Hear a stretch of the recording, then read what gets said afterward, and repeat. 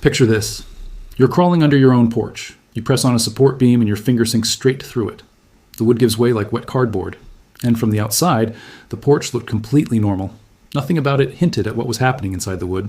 This happens to roughly 600,000 American homes every year, according to the National Pest Management Association, which puts total termite-related costs at about $5 billion annually.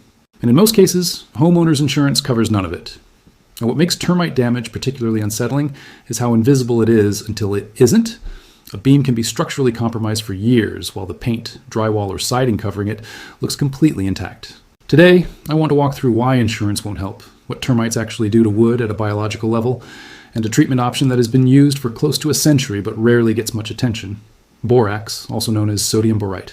I'll cover the biology of how it works, how it's applied, and what the research and regulatory history actually say about it, drawing on the EPA, published research, and industry sources along the way, rather than treating any of this as a secret that's been kept from homeowners. First, the insurance question. Standard homeowners insurance treats termite damage as a maintenance issue rather than a sudden accidental event, the same category insurers use for a roof that simply wears out over decades.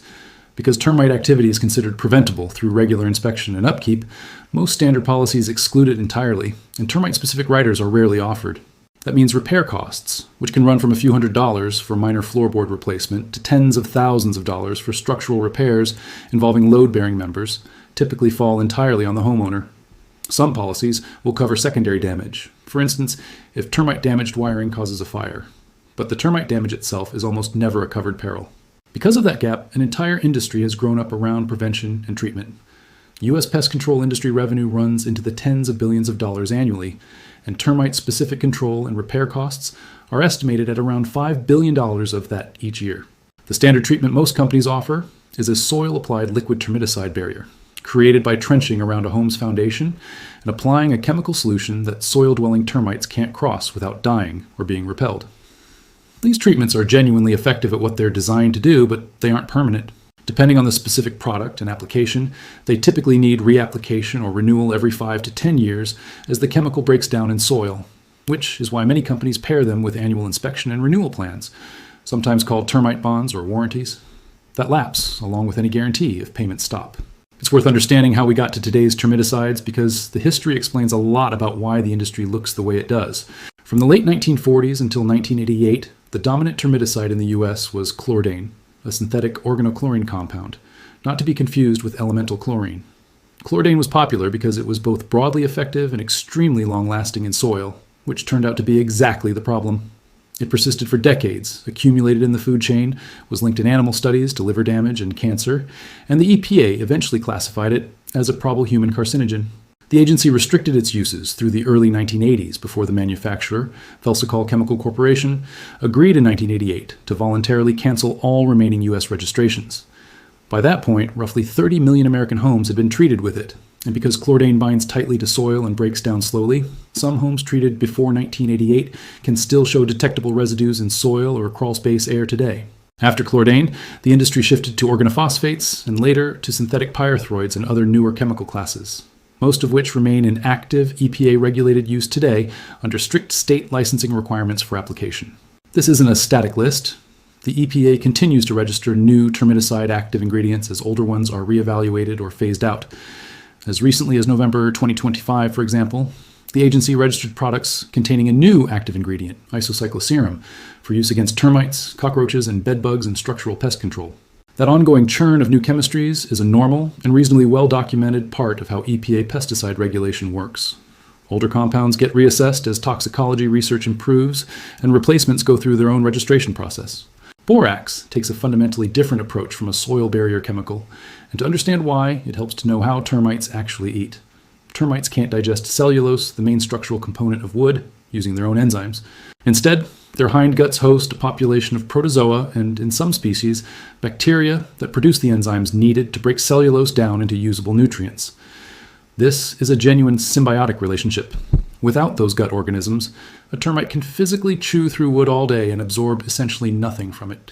Borax, in small enough concentrations, disrupts and eliminates these gut protozoa. The termite keeps eating and shows no immediate outward symptoms, but it's no longer extracting nutrition from the wood it consumes. Termites exposed to borax in laboratory studies typically die within 1 to 3 weeks. Not from acute toxicity in the way a contact insecticide kills, but effectively from malnutrition as their digestive symbiosis collapses. Because the mechanism targets a symbiotic organism rather than a specific enzyme or nerve receptor in the termite's own biochemistry, it's considered much harder for a resistant termite population to evolve around, compared with conventional neurotoxic insecticides. This is one reason boron-based wood treatments, sold commercially today as EPA-registered borat products, such as disodium octaborate tetrahydrate, remain a standard mainstream tool in the pest control industry's own toolkit for new construction, rather than only an outside folk remedy. Concentration matters. Solutions that are too strong kill a termite on contact before it can return to the colony. A weaker solution, roughly 1 level teaspoon of borax dissolved in 8 ounces of warm water, giving a concentration under 2%, allows worker termites to carry the compound back to the nest and spread it to other members through grooming and food sharing, affecting far more of the colony than direct contact alone would. This solution can be brushed or sprayed onto exposed wood, floor joists, sill plates, framing, and any lumber near the foundation. It penetrates wood fibers, and as long as the wood stays reasonably dry, doesn't break down or evaporate the way some other treatments do. For wood that's already painted, sealed, or otherwise inaccessible, small holes can be drilled and the solution injected with a syringe, then plugged with a wood dowel. If you already suspect an active infestation, look for mud tubes, pencil-width tunnels of soil and saliva that subterranean termites, responsible for roughly 80% of termite damage in the U.S., build to travel between soil and wood. Tap along exposed wood. Solid wood sounds dense, while hollowed-out wood produces a duller, more hollow knock. Also check for frass, small pellet-like droppings, and for discarded wings near windows and doors in spring, a sign that a colony has swarmed nearby. If you find an active infestation, injecting a dilute borax solution into mud tubes can reduce the local population, but for established or extensive infestations, a licensed pest control professional can assess whether structural damage requires repair and whether additional treatment layers are needed. Borax is not always a complete substitute for professional inspection once damage is significant. Borax is only one part of what some traditional builders, including Amish communities in Pennsylvania and Ohio, have long combined into a broader wood protection approach. A second layer is a coating of linseed oil and pine tar, materials that have been used in wood preservation for centuries. Pine tar is derived from the slow combustion of pine wood and has natural antiseptic properties. Combined with linseed oil, it creates a hydrophobic surface that resists moisture. Research from Pakistan on traditional wood treatments has found that linseed oil-treated wood shows notably higher resistance to termite attack compared to untreated or other traditionally coated wood. A third layer is wood selection. Black locust, Robinia pseudoacacia, a tree native to the Appalachian region, produces dense, heartwood-rich and natural tannins and oils that make it naturally resistant to both termites and fungal decay. Black locust fence posts set directly in soil can last 25 to 40 years without chemical treatment. A natural durability that pressure-treated lumber, saturated with copper-based preservatives, attempts to replicate synthetically, though those treatments do leach out of the wood over time. Now, the regulatory history.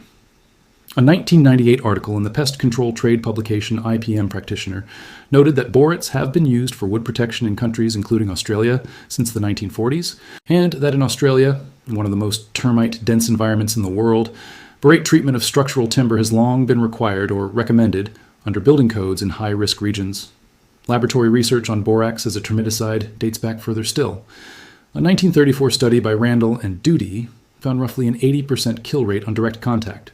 More recent laboratory work has reinforced this. Researchers have found that subterranean termites exposed to low-concentration boric acid diets were eliminated within about 2 weeks. And Formosan termites, an invasive, especially destructive species, first established in the U.S. in the mid-20th century and now found across the Gulf Coast, were eliminated within about 3 weeks in similar trials. Formosan termites have also hybridized with Asian subterranean termites in South Florida in recent years, producing colonies researchers describe as more resilient. Because borax works by eliminating gut protozoa rather than attacking the insect's own biochemistry, it remains effective against these hybrid colonies as well as the parent species. None of this means borax replaces professional pest control in every situation. Heavily infested structures, deep colony networks, or significant existing structural damage often still call for a licensed inspection and, in some cases, a full soil barrier treatment or bait system. But as a low-cost, low-toxicity preventive layer for exposed wood in a home you already own, or as a construction stage treatment for new lumber, borax has a longer track record, going back to the 1930s in the research literature and the 1940s in international building practice, than many people realize. It costs a few dollars, doesn't require a license to apply to your own property, And, unlike liquid soil termiticides, doesn't come with a renewal clock once it's properly absorbed into dry wood. If you're dealing with a home you suspect has termite activity, the first practical steps are the same regardless of which treatment path you choose. Inspect exposed wood for hollow sounds, mud tubes, and frass, and get a professional assessment if you find structural damage so you know what you're actually working with before deciding how to treat it.